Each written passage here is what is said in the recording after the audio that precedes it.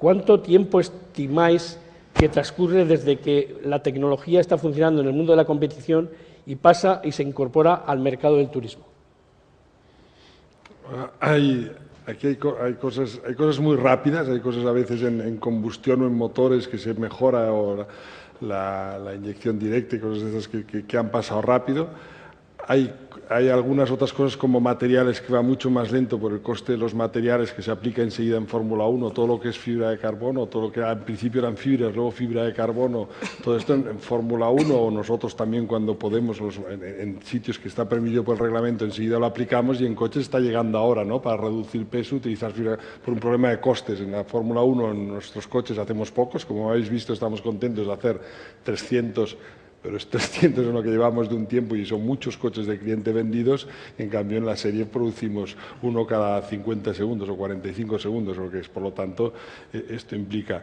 Y de hecho también hay algunas cosas en nuestros campeonatos, tanto rallies como turismos, que a veces cogemos de la serie ahora. Antes no se cogía nada de la serie o no se tomaba nada en la serie.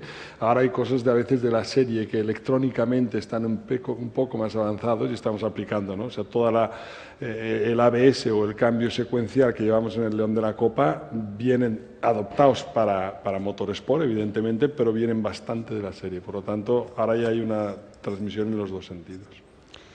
Una pregunta para Jaime. ¿Qué presupuesto maneja su equipo?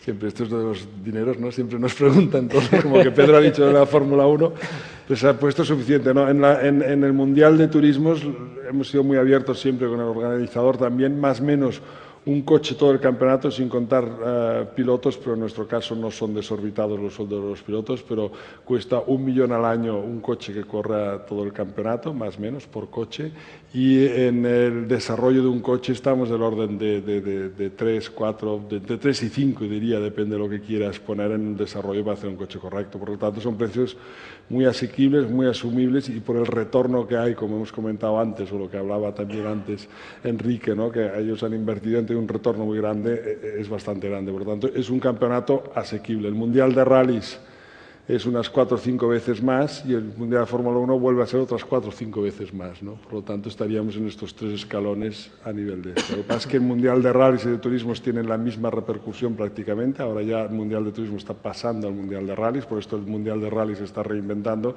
En cambio, la Fórmula 1 no, cuesta mucho más, tiene muchísima más repercusión, ¿no?